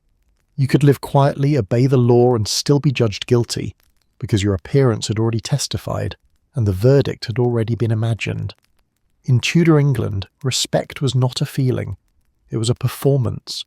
And like all performances, it was judged not by intention, but by execution. If your body, voice, or posture failed to communicate sufficient obedience, the law and society noticed. Respect had rules, very specific ones. Who bowed first, how deeply, how long you waited before speaking, which words you used, which titles you acknowledged. None of these were optional. They were part of a daily ritual that reinforced hierarchy every time two people interacted. Failing to show proper respect didn't require open defiance. It could be subtle, a bow that was too shallow, eye contact held a moment too long, a greeting delivered without enthusiasm, using a familiar tone where formality was expected. These weren't mistakes, they were read as statements. The law supported this interpretation. Disrespect towards superiors, social, political, or economic, could result in punishment even if no insult was spoken. The offence wasn't what you said, it was what you failed to signal. Language was a major minefield. Addressing someone incorrectly, omitting honorifics, or using informal terms could trigger reprimand. Words were weighted by rank. The same sentence sounded obedient from one mouth and insolent from another. Tone mattered as much as vocabulary. Physical gestures carried equal weight, standing too close, not stepping aside quickly enough, sitting when you should stand. These actions weren't neutral. They suggested equality where none was allowed. Equality was dangerous. Public spaces amplified risk. Interactions witnessed by others carried higher stakes. A perceived lack of respect in front of an audience embarrassed the superior. Embarrassment demanded correction. Correction often involved punishment, not just for the individual, but as a lesson to observers. Children learned these rules early. They were trained to lower eyes, speak softly, and move carefully around authority. Mistakes were corrected sharply. Respect was habit, not choice. The goal was automatic obedience that required no thought. For servants, the standards were relentless. Service wasn't just labour, it was submission made visible. A servant who appeared too relaxed, too confident, or too comfortable was considered dangerous. Comfort implied equality. Equality undermined hierarchy. Women faced additional complexity. They were expected to show deference not only to social superiors, but to men generally. A woman who spoke firmly or held her ground risked being labelled disrespectful even when she followed the rules exactly. Respect for women included silence. Punishments varied depending on context. Minor breaches might be corrected with warnings or social exclusion. More serious or repeated failures could lead to fines, confinement, or forced apologies. The humiliation was often the point. Public correction reinforced order far more effectively than private discipline. What made this system especially cruel was its subjectivity. There was no universal standard for enough respect. Expectations shifted based on personality, mood, and status of the superior. You couldn't learn the rules once and rely on them. You had to read people constantly. This encouraged exaggerated displays of humility. People bowed lower than necessary, apologized preemptively, and deferred even when it harmed them. Excessive. Respect was safer than insufficient respect. Overperformance became survival. The system also rewarded abuse. Superiors could demand increasingly elaborate displays of obedience, knowing refusal or failure would be punished. Respect became a tool of control rather than a sign of mutual regard. And yet respect was never truly enough. A perfect performance today didn't guarantee safety tomorrow. Familiarity bred danger.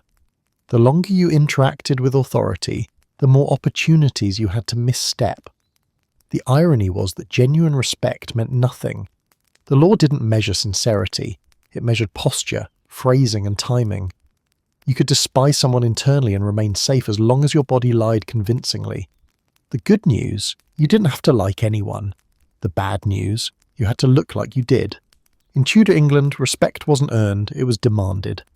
And failing to deliver it perfectly could turn a moment of human awkwardness into a legal or social offence, because you didn't need to insult someone to be punished. Sometimes you just didn't bow quite low enough. In Tudor England, poverty itself was not illegal. Being noticeably poor was. The law made a sharp distinction between hardship that stayed politely out of sight and hardship that interrupted daily life. If your poverty became visible, if it entered streets, markets, or doorways, it stopped being unfortunate and started being criminal. Authorities were deeply uncomfortable with public suffering. Begging, loitering, and visible need disrupted the illusion of order. They reminded everyone that the system didn't work for all. Rather than address that problem, the law chose a simpler solution. Punish the reminder. Begging was heavily regulated. Only certain people were allowed to ask for help, and only in approved ways. Permission mattered. A person with visible disability or age might be tolerated. An able-bodied person asking for alms was assumed to be lazy, deceitful, or dangerous. The distinction was brutal and often arbitrary. The key issue was visibility. A poor person quietly surviving in a back room was ignored. A poor person asking for help in public space drew immediate attention. Attention was the offence. The law didn't want poverty solved, it wanted it hidden. Punishments for unauthorised begging were severe and humiliating. Fines were pointless when people had nothing. Instead, authorities relied on public punishment, whipping, confinement, or forced labour. The goal was deterrence through spectacle. Others needed to see what happened when poverty disrupted the public scene. Movement made things worse. A poor person travelling in search of assistance or work was often treated as suspicious by default. Without proof of belonging or permission, they could be arrested simply for existing where they didn't belong. Poverty plus mobility equaled threat. Children were not spared. Poor children begging alongside parents or alone were punished or forcibly placed into service. Compassion was limited. Disorder was not tolerated. Family hardship was reframed as moral failure. The law framed begging as a choice rather than a necessity. This allowed authorities to treat poverty as misbehaviour. If poverty was a choice, punishment was correction. The reality that survival sometimes required public appeal was ignored. Communities were encouraged to police this aggressively. Reporting beggars was framed as maintaining order. Helping beggars without permission could itself draw scrutiny. Charity, like everything else, had to be controlled. Ironically, official systems of poor relief existed, but they were limited, uneven, and often inaccessible. People fell through gaps constantly.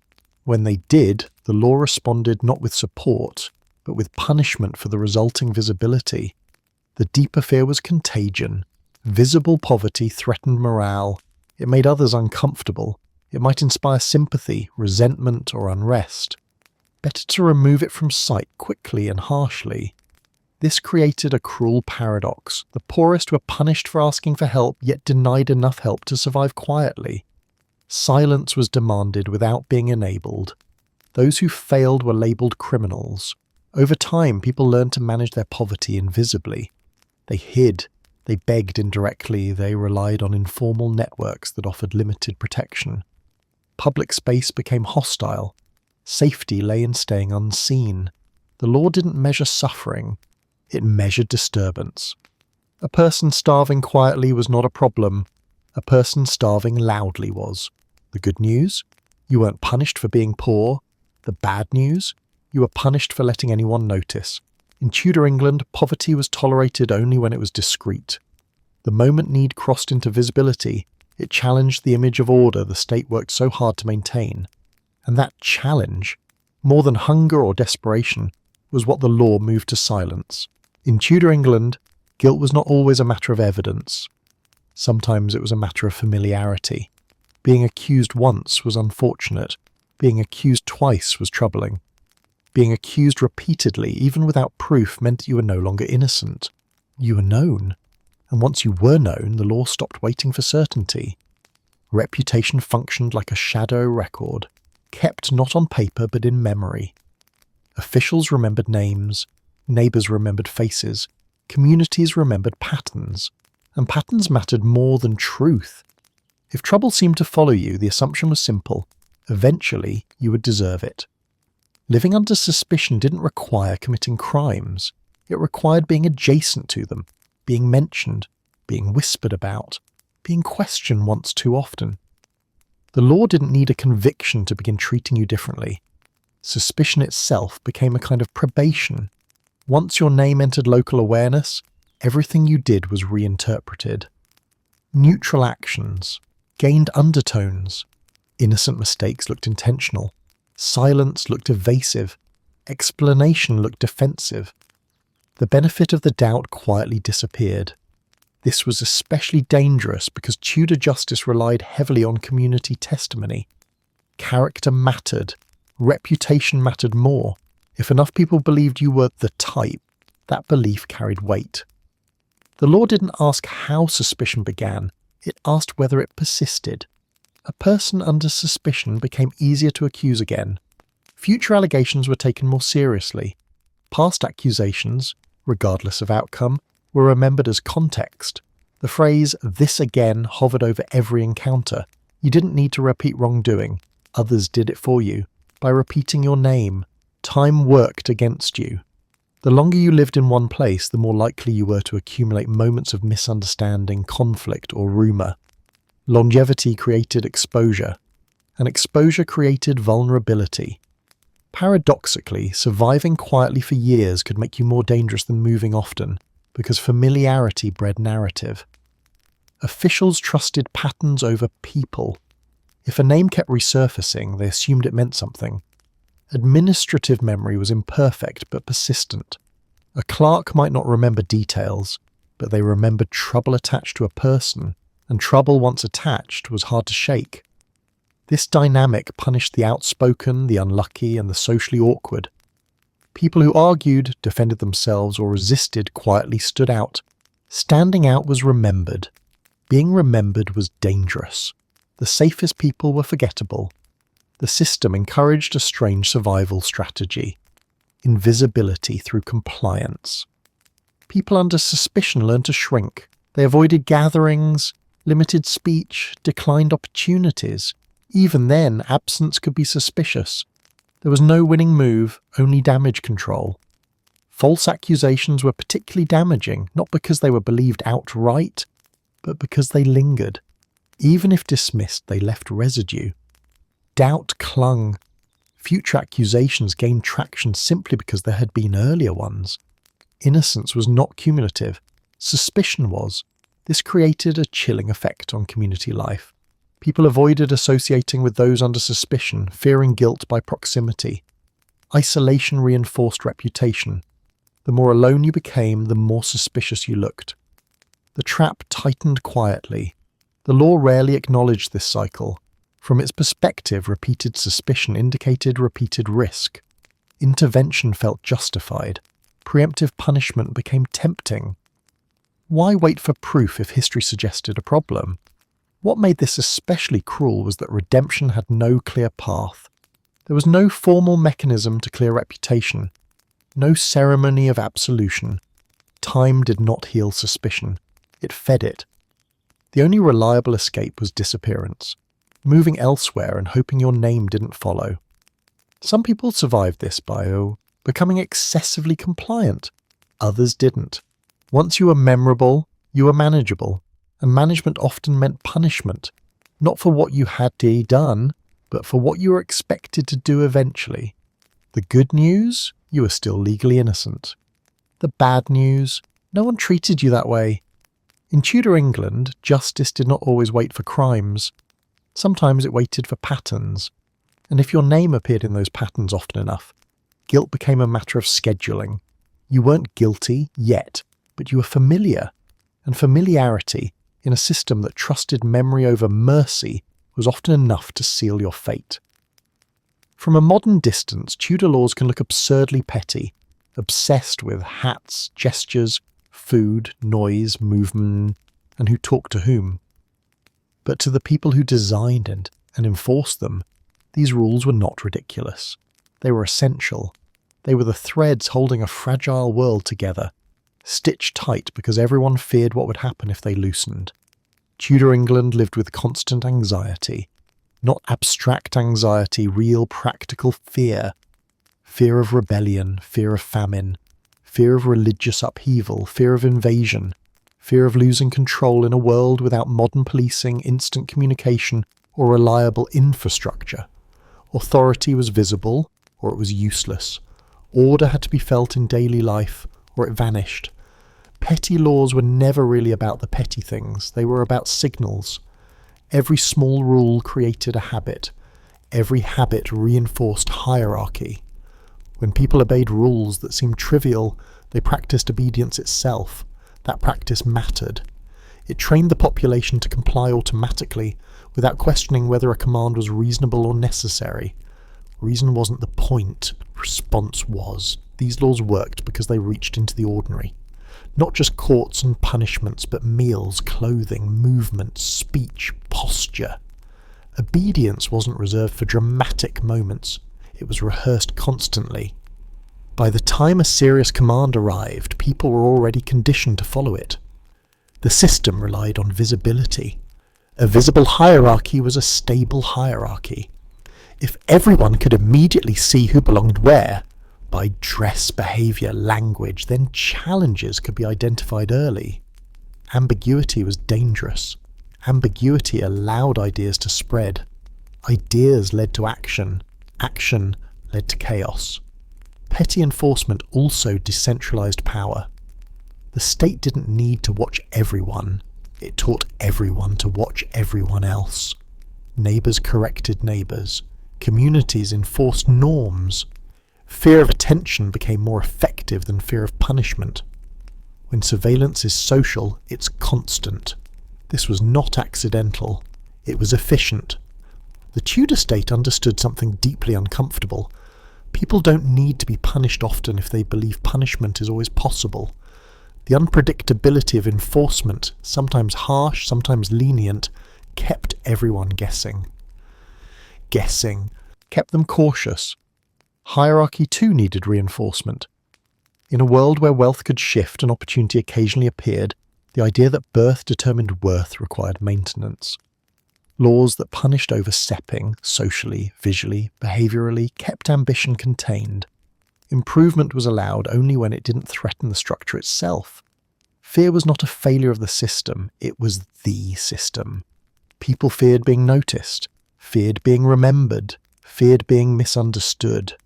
That fear encouraged conformity more effectively than brute force ever could. The goal wasn't to punish everyone. It was to make everyone behave as if they might be punished. From the ruler's perspective, this worked. Large-scale rebellion was rare. Most people complied. Daily life followed predictable rhythms. Order, in a visible sense, was maintained. But the cost was psychological. People learned to self-censor constantly, to second-guess harmless actions, to read danger into attention, to suppress joy, curiosity, and ambition. The law didn't just regulate behavior, it shaped thought. And when thought is shaped by fear, paranoia flourishes. Communities grew suspicious. Trust eroded. Relationships became conditional. People performed obedience not just to authorities but to one another. Everyone became both subject and enforcer, trapped in a system that required constant vigilance to function. And yet, from within the Tudor worldview, this all made sense. Stability was survival. Disorder was catastrophe. The memory of civil war lingered. Religious conflict threatened unity. In that context, small controls felt like reasonable insurance against collapse. The tragedy is that the system confused quiet with loyalty and silence with contentment. It mistook stillness for peace, and because rebellion didn't come loudly or often, the laws felt justified, proof that control worked. The good news, order was maintained. The bad news, so was paranoia. In Tudor England, these laws were not seen as cruelty, they were seen as common sense. 1,000 small rules, each one seemingly minor, collectively built a society that obeyed instinctively and feared constantly. The system didn't need to crush people, it only needed them to stay in line, and to believe every day that stepping out of it would cost them everything.